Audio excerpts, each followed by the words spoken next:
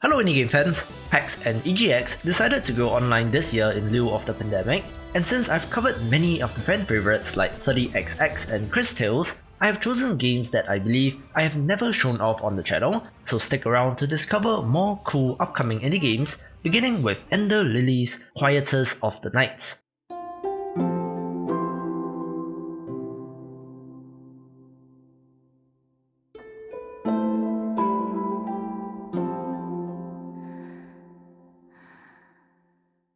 While primarily a teaser trailer, this is a fantasy, almost fairy tale-like Metroidvania which is just hauntingly beautiful, where a phenomenon known as the Deathly Rain fell and began to curse and warp the people and creatures of the land.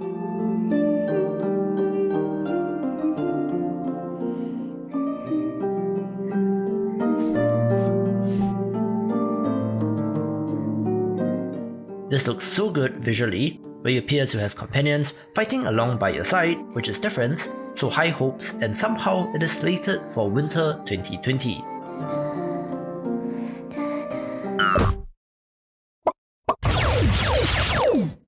Behemoth.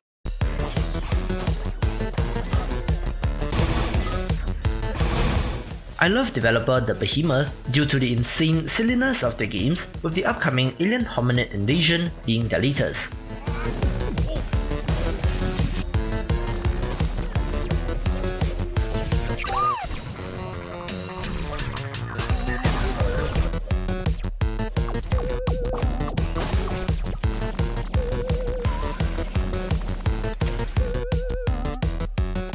Now for all the love I have for Castle Crashers, Battle Block Theatre and Pit People, I have not gone back to their classic flash game Alien Hominid, so this looks to be the next best thing.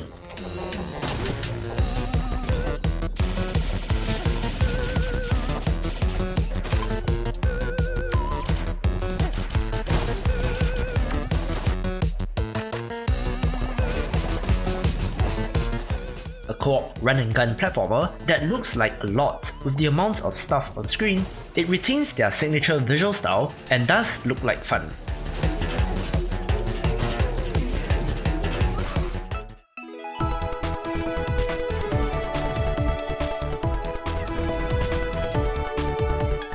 B-Arc is the name of a team of animal heroes who need to fight against a cybernetic fish armada known as the Dark Tide, and is a horizontal shooter which looks like fun.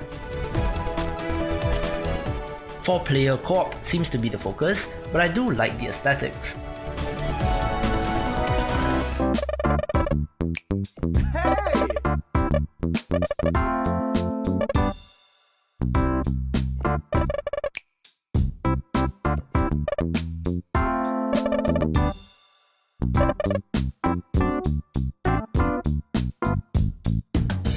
RPGs rooted in some form of reality or play with children's imagination can be neat, so Cricket, Jay's really peculiar game has my attention.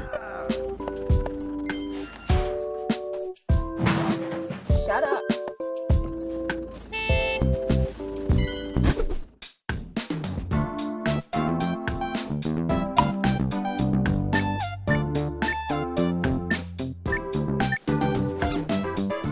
The store page states that you have to go on an adventure to the moon and back in hopes of being granted a wish that would reverse a devastating loss, but looking at the trailer footage, this may be an imagined quest more than anything.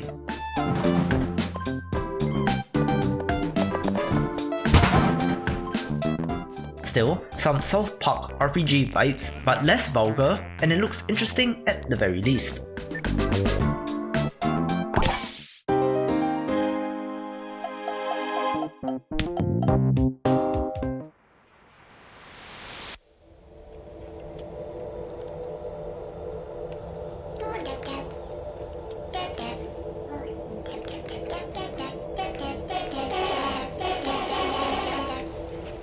One of the creepiest and weirdest games that I have seen is DAP, where you collect and use these creepy little creatures to solve puzzles and to battle foes.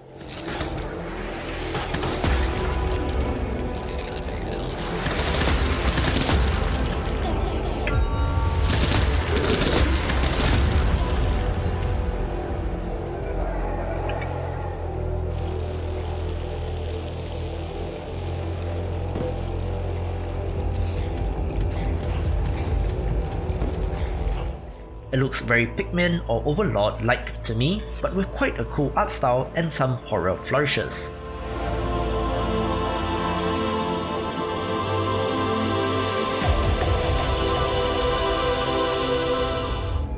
Jump complete.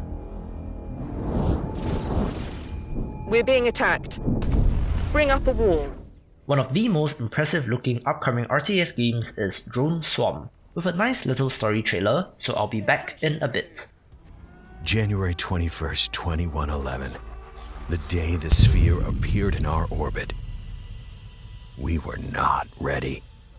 Out of options, we unleashed every nuke we had. We only succeeded in destroying our own planet. The last remnants of Earth tried to resist. So did my brother and I, until that one fateful day, when he subconsciously transferred his soul into a drone. Turns out, Aiden was the key.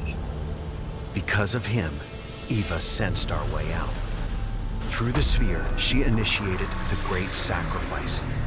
32,000 human psionics merged their soul into the swarm that day. We used the swarm to rebuild, but it was too late. Earth was lost. Eva studied the sphere with her powers and found a way to build our first interstellar ship, the Argo. Powered by the sphere, protected by the swarm. But power attracts power, and the Vor were drawn to the energy of the sphere. Some say we should have died along with our planet. I say, this is our chance to start anew. My name is Carter, Captain of the Argo, and we will find New Earth. Our search for New Earth will be difficult. Pilot the mothership and jump from system to system searching for a new home, with the sheer number of drones that you are controlling simply looking gorgeous. We can use the asteroid. We did it! Let's salvage their tech and upgrade the swarm. Now let's see what we can do.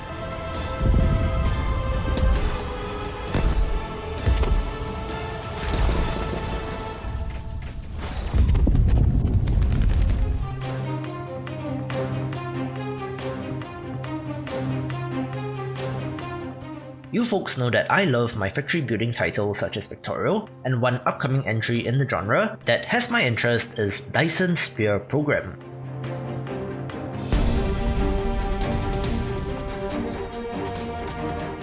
Similarly, you control a single avatar, but can build systems that automatically run with the objective of building a galaxy-spanning industrial empire which impresses with the scale.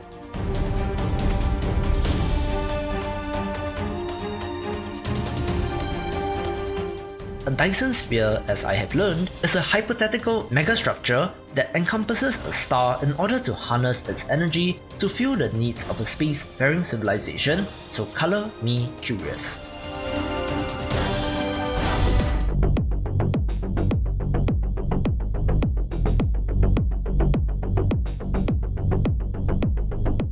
If you love retro first-person shooters, then Exophobia may be of interest.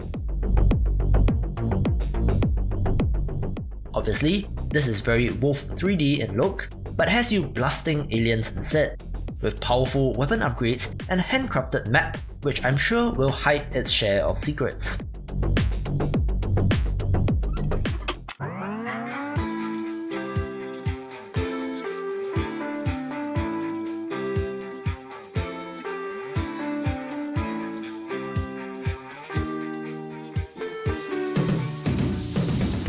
Developer Reptoid Game was previously known for the quirky Fossil Hunters, with their next game being Fire Tonight, which is quite timely considering what is happening in the US and Brazil, where it is about two people trying to find their way back together in a city that is on fire.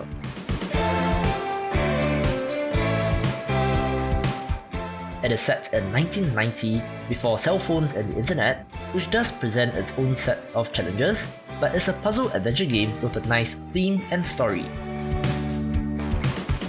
The Overcooked-like is practically a genre of its own by now, with Uncharted looking to be another pleasant entry.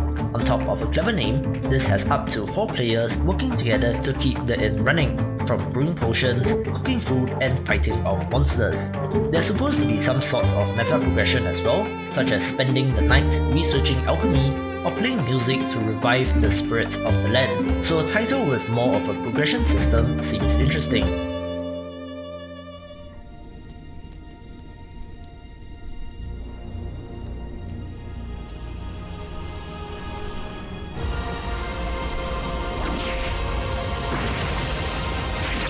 Another pixel art title of interest is Guild of Darksteel, where you play as an immortal mercenary who has to uncover an evil plot deep beneath the city.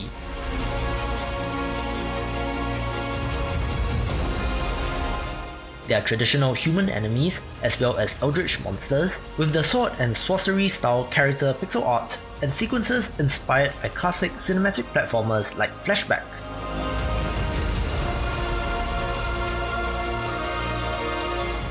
Pretty sweet look with some progression as well, so it looks dope, taking the #1 spot. To see more of the big picture, check out these awesome videos and I will see you after the jump.